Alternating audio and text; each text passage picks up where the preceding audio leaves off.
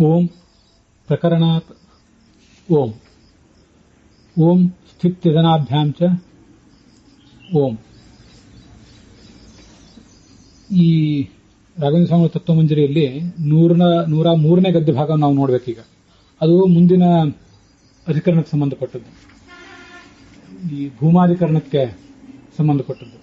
ಆದರೆ ಈಗೇನು ದ್ವಿಧ್ವಾಧಿಕರಣ ನಡೆದಿದೆ ಅದಕ್ಕೆ ಸಂಬಂಧಪಟ್ಟಂತಹ 2 ಸೂತ್ರಗಳು, ಈಗ ನಾನು ಆರಂಭದಲ್ಲಿ ಹೇಳಿದಂತಹ 2 ಸೂತ್ರಗಳನ್ನು ಕೂಡ ನೋಡಿ ನಾವು ಮುಂದೆ ಸಾಗಬೇಕು. ರಾಘವೇಂದ್ರ ಸ್ವಾಮಿಗಳು ಅದನ್ನಲ್ಲಿ ಸೂಚಿಸಲಿಲ್ಲ ಅಥವಾ ಯಾವ್ದಾದ್ರು ಶಬ್ದವನ್ನು ಸೂಚಿಸಿದ್ದಾರೆ ನಮ್ಗದು ಗಮನಕ್ಕೆ ಬರಲಿಲ್ಲ. ಆದರೆ ಅವೆರಡನ್ನು ಕೂಡ ತಿಳ್ಕೊಳ್ಬೇಕು. ಏನಾದ್ರ ಅರ್ಥ? ಪ್ರಕರಣಾತ್ ಅಂತ ಮೊದಲನೇ ಸೂತ್ರ. ದ್ವೇ ವಿದ್ಯೆ ವೇದಿತವ್ಯೇ ಇತಿ ತಸ್ಯ ಹಿ ಇತಿ ತಸ್ಯ ಹಿ ಇತತ್ ಪ್ರಕರಣಂ. ಇದು ಇಲ್ಲಿ ವಾಯು ಅಥವಾ ರುದ್ರ ಅಥವಾ ಜೀವ ಇವರನ್ನೇ ಆಕಾಶ ಮತ್ತು ಭೂಮಿಗಳಿಗೆ ಅಧಿಕರಣ ಅಂತ ನಾವು ಯಾಕೆ ಅನುಸಂಧಾನ ತಂದ್ಕೋಬಾರದು ಅಂತ ಪ್ರಶ್ನೆ ಬಂದಿತ್ತು. ಅದಕ್ಕೆ ಇಲ್ಲೊಂದು ಉತ್ತರ ಇದೆ. ಸಂದರ್ಭ ಹಾಗಿಲ್ಲ ಅಂತ. ಪ್ರಕರಣ ಅಂತಂದ್ರೆ ಸಂದರ್ಭ ನಿಮಗೂ ಅನುಕೂಲವಾಗಿಲ್ಲ, ನಮಗೂ ಅನುಕೂಲವಾಗಿದೆ. ಏನು ಸಂದರ್ಭ ಅದು? ದ್ವೇ ವಿದ್ಯೆ ವೇದಿತವ್ಯೇ, ಇದು ಅಥರ್ವಣ ಮುಂಡಕೋಪನಿಷತ್ತಿನ ಮಾತು. ಪರ ಮತ್ತು ಅಪರ ಅಂತ 2 ವಿದ್ಯೆಗಳಿವೆ. ಆದ್ರಿಂದ ಪರವಿದ್ಯೆ ಅಂದ್ರೆ ಭಗವಂತನನ್ನ ತಿಳಿಸುವ ವಿದ್ಯೆಯೇ ಪರವಿದ್ಯೆ ಅಂತ ಅಲ್ಲಿ ಪ್ರಾರಂಭಿಸಿದ್ದಾರೆ.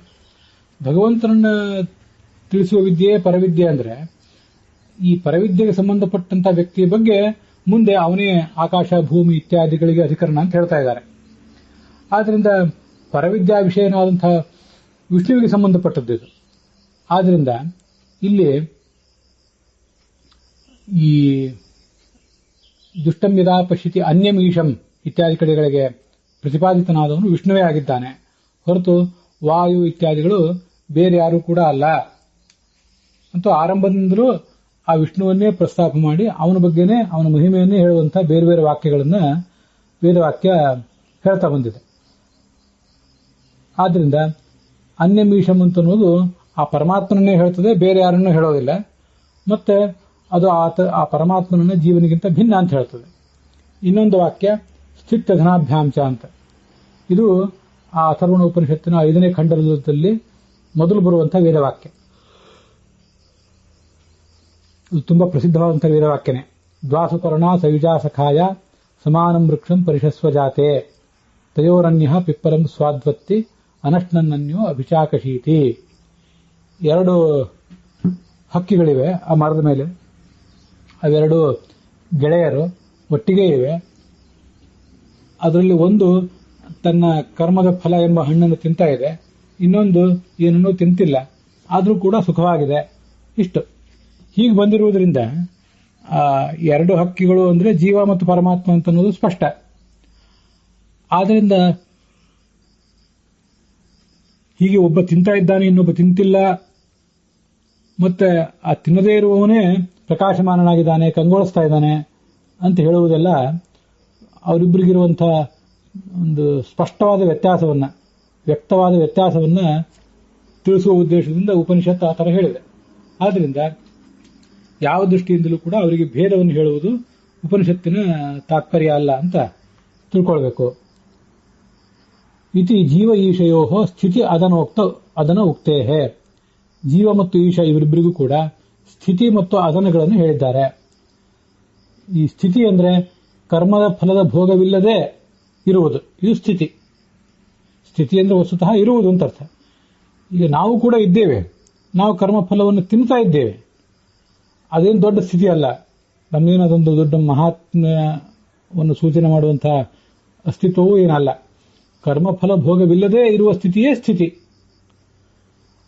ಶ್ರೇಷ್ಠ ಸ್ಥಿತಿ ಅಂದ್ರೆ ಅಸ್ತಿತ್ವ ಅಂದ್ರೆ ಸದ್ಭಾವ, ಚೆನ್ನಾಗಿರುವಿಕೆ ಅಂತ. ಚೆನ್ನಾಗಿರುವುದು ಅಂದ್ರೆ ನಾವು ತಿನ್ನುವಾಗಲೂ ತಿಂದಾದ್ಮೇಲೂ ತಿನ್ನುವುದಕ್ಕಿಂತ ಮುಂಚೆಯೂ ನಾವೇನು ಚೆನ್ನಾಗಿಲ್ಲ. ಯಾವತ್ತೂ ತಿನ್ನದೇನೆ ಚೆನ್ನಾಗಿರುವವನು ಪರಮಾತ್ಮ. ಆದ್ರಿಂದ ಸ್ಥಿತಿ ಅಂದ್ರೆ ಕರ್ಮಫಲ ಭೋಗವಿಲ್ಲದೆ ಬ್ರಹ್ಮನ ಸ್ಥಿತಿ ಅಂತ ಅರ್ಥ. ಮತ್ತೆ ಅದನ್ನು ಅವಲಂಬಿಸಿ ಜೀವಾತ್ಮನ ಸ್ಥಿತಿ ಅಂತಲೂ ಮುಂದೆ ಅರ್ಥ ಮಾಡಬಹುದು. ಅದನ್ನ ಅಂತಂದ್ರೆ ತಿನ್ನುವುದು ಅಂತ ಹೀಗರ್ಥ. ಅದನಂ ತದುಪಜೀವನಂ ಅಂತ ಹೀಗಾದ್ರೆ ಅರ್ಥ. ಭಗವಂತನನ್ನು ಉಪಜೀವಿಸಿ ಬದುಕುವುದು ಅಥವಾ ಆಹಾರವನ್ನ ತನ್ನ ಕರ್ಮವನ್ನು ಮಾಡ್ತಾ ಆ ಕರ್ಮದ ಫಲವನ್ನ ಅನಿವಾರ್ಯವಾಗಿ ಭೋಗಿಸ್ತಾ ಇರುವುದು ಅಂತ ಇಷ್ಟ ಅರ್ಥ ಆಗ್ತದೆ. ಇವೆರಡನ್ನು ಜೀವ ಮತ್ತು ಪರಮಾತ್ಮನಿಗೆ ಹೇಳಿದ್ದಾರೆ. ಅದರಿಂದ ಅವರು ಭಿನ್ನರೇ ಆಗಿದ್ದಾರೆ ಅಂತ ಅದರ ಅರ್ಥ.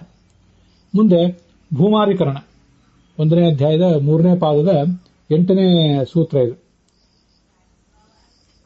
ಈ ಅಧಿಕರಣ ಯಾಕೆ ಹೊರಟಿದೆ ಅನ್ನೋದನ್ನ ರಾಘವೇಂದ್ರ ಸ್ವಾಮಿ ತತ್ವಮಂಜರಿಯ 103ನೇ ಗದ್ಯ ಭಾಗದಲ್ಲಿ ನೋಡಬೇಕು. ನಾನು ಅಥಾಪಿ ಪೂರ್ಣಾನಂದೋ ವಿಷ್ಣು ರೀತಿ ಅಯುಕ್ತಂ. ವಿಷ್ಣುವೇ ಪೂರ್ಣಾನಂದ ಅಂತ ಏನು ಹೇಳಿದ್ರಲ್ಲ ಅದು ಉಚಿತ ಅಲ್ಲ. ಯಾಕೆಂದ್ರೆ ಛಾಂದೋಗ್ಯ ಉಪನಿಷತ್ನಲ್ಲಿ 7ನೇ ಅಧ್ಯಾಯದಲ್ಲಿ ಸನತ್ ಕುಮಾರ ಮತ್ತು ನಾರದರ ಸಂವಾದ ಒಂದು ಕಂಡು ಬರ್ತದೆ. ಅಲ್ಲಿ ಕೊನೆಗೆ ಯೋ ವೈ ಭೂಮಾ ತತ್ ಸುಖಂ ಅಂತ ಹೀಗೆ ವರ್ಣನೆ ಮಾಡಿದ್ದಾರೆ. ಛಾಂದೋಗ್ಯ ಉಪನಿಷತ್ತಿನ 7ನೇ ಅಧ್ಯಾಯದಲ್ಲಿ ಹೀಗೊಂದು ಉಲ್ಲೇಖ ಕಾಣಿಸ್ತದೆ.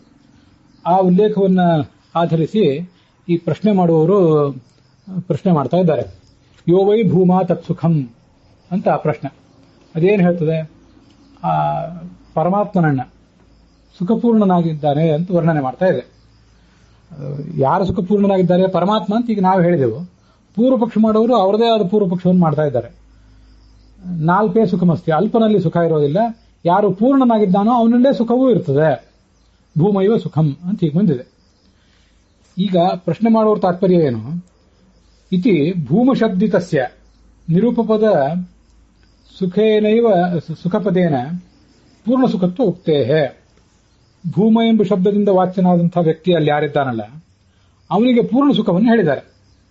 ಅವನು ಸುಖಪೂರ್ಣ ಉಳ್ಳವನಾಗಿದ್ದಾನೆ ಅಂತ. ಯಾವ ಶಬ್ದದಿಂದ ಹೇಳಿದ್ದಾರೆ ಅಂದ್ರೆ ನಿರೂಪಪದ ಸುಖಪದೇನ. ಅಲ್ಲಿ ಸುಖ ಅಂತಿದೆ. ಯೋ ವೈ ಭೂಮಾ ತತ್ ಸುಖಂ ಅಂತ. ಸುಖ ಅಂದ್ರೆ ಈಗ ನಾವು ನೀವು ಸುಖಿಗಳಾಗಿದ್ದೀವಿ ಅಂತಂದ್ರೆ ಅಲ್ಪ ಸ್ವಲ್ಪ ಸುಖಿಗಳಾಗಿದ್ದೀವಿ ಅಂತಾನೆ ಅರ್ಥ. ಮಹಾಸುಖ ಉಳ್ಳವರಾಗಿದ್ದೀವಿ ಅಂತ ಯಾವ ರೀತಿಯಿಂದಲೂ ಅರ್ಥ ಅಲ್ಲ. ಆದರೆ ಈ ಉಪನಿಷತ್ನಲ್ಲಿ ಈ ಒಬ್ಬ ಶ್ರೇಷ್ಠ ದೇವತೆಗೆ ಸುಖ ಅಂತ ಬಂದಾಗ ನಿರೂಪಪದ ಸುಖ ಅದು. ಯಾವುದೇ ಉಪಪದ ಇಲ್ಲ ಅದಕ್ಕೆ, ಇಷ್ಟು ಸುಖ ಅಷ್ಟು ಸುಖ ಅಂತಿಲ್ಲ. ಆದ್ರಿಂದ ಉಪಪದ ಅಂದ್ರೆ ಅದಕ್ಕೆ ಸೇರಿಕೊಂಡಿರುವಂತಹ ಇನ್ನೊಂದು ಪದ, ಅದ್ಯಾವುದೂ ಇಲ್ಲದೇ ಇರುವಂತಹ ಸುಖ ಅನ್ನುವ ಪದ. ಅದಕ್ಕೆ ನಾವು ದೃಷ್ಟಾಂತ ಕೊಡುವುದಾದ್ರೆ ನಿರೂಪಪದ ಸೂತ್ರ ಎಂಬ ಶಬ್ದದಿಂದ ಬ್ರಹ್ಮಸೂತ್ರವನ್ನೇ ತಗೊಳ್ಬೇಕು ಅಂತ ಹೇಳ್ತಿರ್ತಾರೆ. ಬೇರೆ ಆದ್ರೆ ಪಾಣಿನಿ ಸೂತ್ರ, ಯೋಗ ಸೂತ್ರ, ಕರ್ಮಸೂತ್ರ, ಮೀಮಾಂಸಾ ಸೂತ್ರ ಅಂತೆಲ್ಲ ಹಿಂದೆ ಕರ್ಮ, ಪಾಣಿನಿ, ಮೀಮಾಂಸ, ಯೋಗ, ಸಾಂಖ್ಯ ಅಂತೆಲ್ಲ ಹೇಳಬೇಕಾಗ್ತದೆ. ಬರೇ ಸೂತ್ರ ಅಂತ ಪ್ರಯೋಗ ಮಾಡಿಬಿಟ್ರೆ ಯಾವುದೇ ಉಪಪದ ಇಲ್ಲದೆ ಹೋದ್ರೆ ಅದು ಬ್ರಹ್ಮಸೂತ್ರವನ್ನೇ ಹೇಳ್ತದೆ. ಅದರಂತೆ ಯಾವುದೇ ಉಪಪದವಿಲ್ಲದ ಸುಖ ಅಂತ ಏನು ಇಲ್ಲಿ ಬಂದಿದೆಯಲ್ಲ ಅದರಿಂದ ಪೂರ್ಣ ಸುಖ ಅಂತಾನೆ ಗೊತ್ತಾಗ್ತದೆ. ಅದು ಯಾರಿಗೆ ಪೂರ್ಣ ಸುಖ ಅಂದ್ರೆ ಭೂಮ ಶಬ್ದಿತಸ್ಯ. ಭೂಮ ಎಂಬ ಶಬ್ದದಿಂದ ಹೇಳಲ್ಪಟ್ಟಂತಹ ವ್ಯಕ್ತಿ ಯಾರಿದ್ದಾನೋ ಅವನಿಗೆ ಪೂರ್ಣ ಸುಖ ಅಂತ ಇಷ್ಟು ಗೊತ್ತಾಗ್ತದೆ. ಈಗ ನಾವು ಹಾಗಾದ್ರೆ ಭೂಮ ಶಬ್ದದಿಂದ ವಾಚ್ಯ ಯಾರು ಅಂತ ಆಲೋಚನೆ ಮಾಡಬೇಕು. ಈಗ ನಾವು ನೋಡಿರುವಂತಹ ಯೋ ವೈ ಭೂಮಾ ತತ್ ಸುಖಂ ಅನ್ನೋದೇನಿದೆಯಲ್ಲ ಇದು ಛಾಂದೋಗ್ಯ ಉಪನಿಷತ್ನಲ್ಲಿ ಪೂರ್ಣ ಸುಖನಾಗಿರುವುದು ಭಗವಂತನ ಲಕ್ಷಣ ಅನ್ನುವ ಪ್ರಸಂಗದಲ್ಲಿ ಬಂದಿದೆ. ಪೂರ್ಣ ಸುಖರೂಪನಾಗಿರುವುದು, ಸ್ವಾತಂತ್ರ್ಯ, ನಿತ್ಯ ಮುಕ್ತತ್ವಗಳು ಇವೆಲ್ಲ ಭಗವಂತನ ಲಕ್ಷಣ, ಇದನ್ನೆಲ್ಲ ವರ್ಣನೆ ಮಾಡುವಂತಹ ಪ್ರಸಂಗದಲ್ಲಿ ಬಂದಿದೆ. ಅದಾದ್ಮೇಲೆ ಭೂಮ ಅಂದ್ರೆ ಯಾರು? ಈಗ ಅದನ್ನು ಆಲೋಚನೆ ಮಾಡಬೇಕು.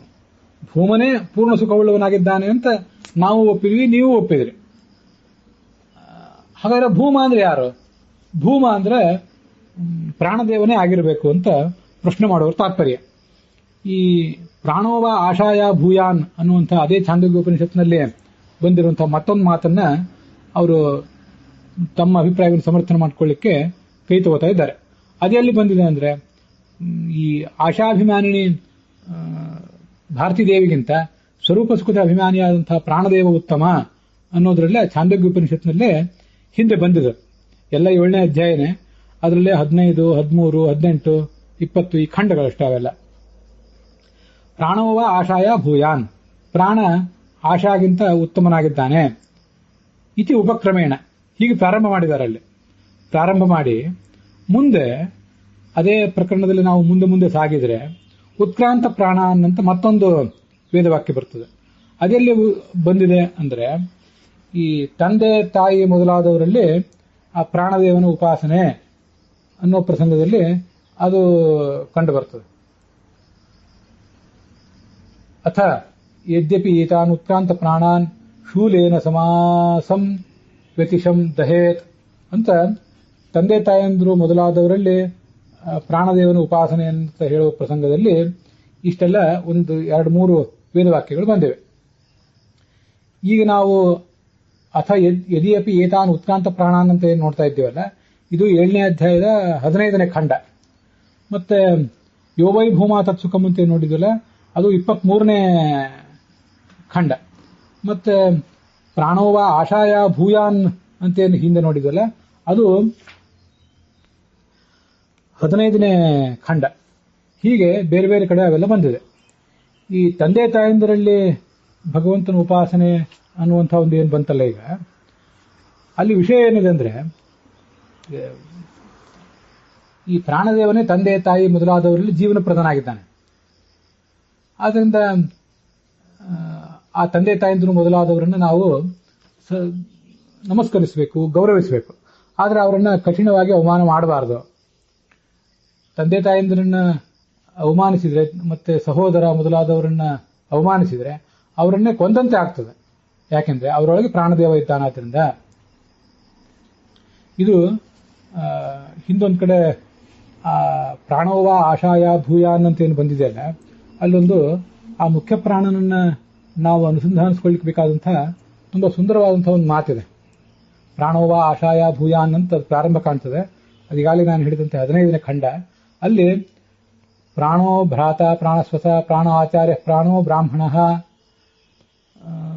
ಪ್ರಾಣೋಹ ಪಿತ, ಪ್ರಾಣನೇ ತಂದೆ, ಪ್ರಾಣೋ ಮಾತಾ, ಅವನೇ ತಾಯಿ, ಅವನೇ ಸಹೋದರ, ಅವನೇ ಸಹೋದರಿ, ಅವನೇ ಆಚಾರ್ಯ, ಅವನೇ ಬ್ರಾಹ್ಮಣ ಅಂತ ಹೀಗೆ ಇವರೆಲ್ಲರಲ್ಲೂ ಕೂಡ ಪ್ರಾಣದೇವ ಇದ್ದಾನೆ ಅಂತ ಸುಂದರವಾದ ಉಪಾಸನೆಯನ್ನು ಹೇಳ್ತಾರೆ.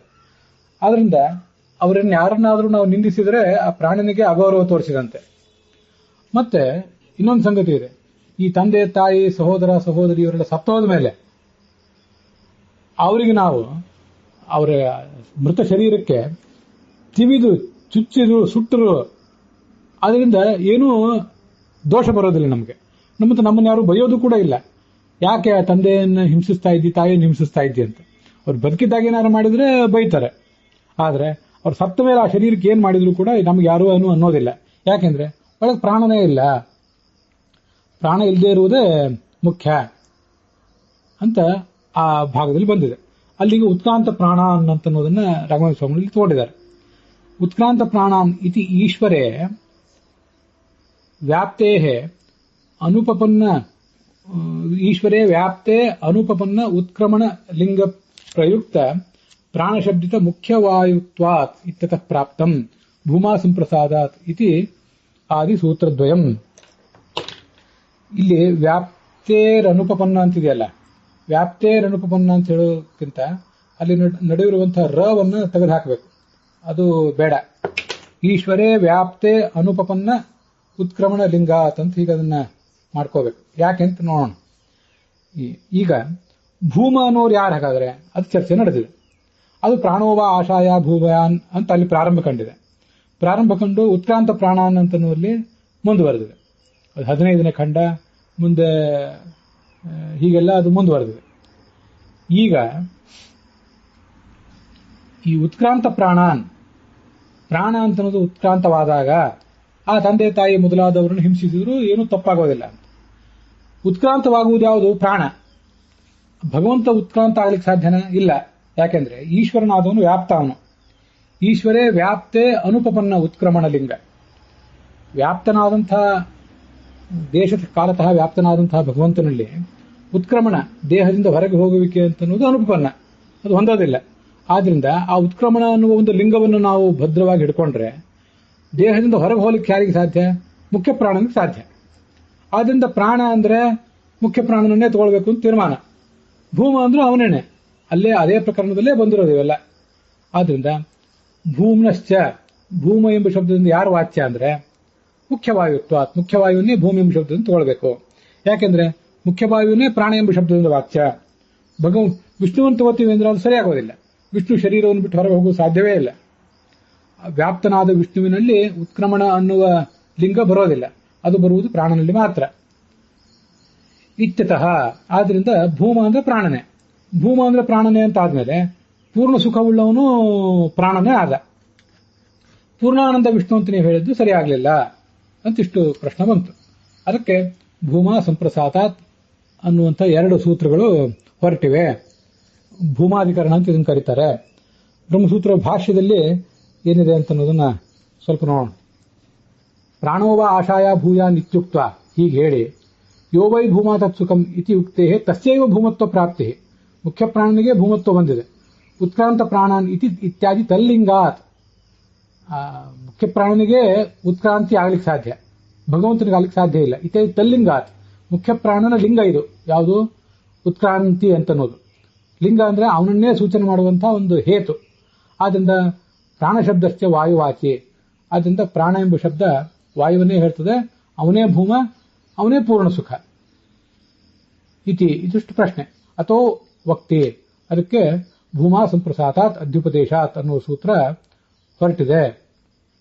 ಆ ಸೂತ್ರದ ಅರ್ಥ ಏನು ಅಂತ ಅನ್ನೋದನ್ನ ನಾಳೆ ದಿವಸ ನೋಡೋಣ.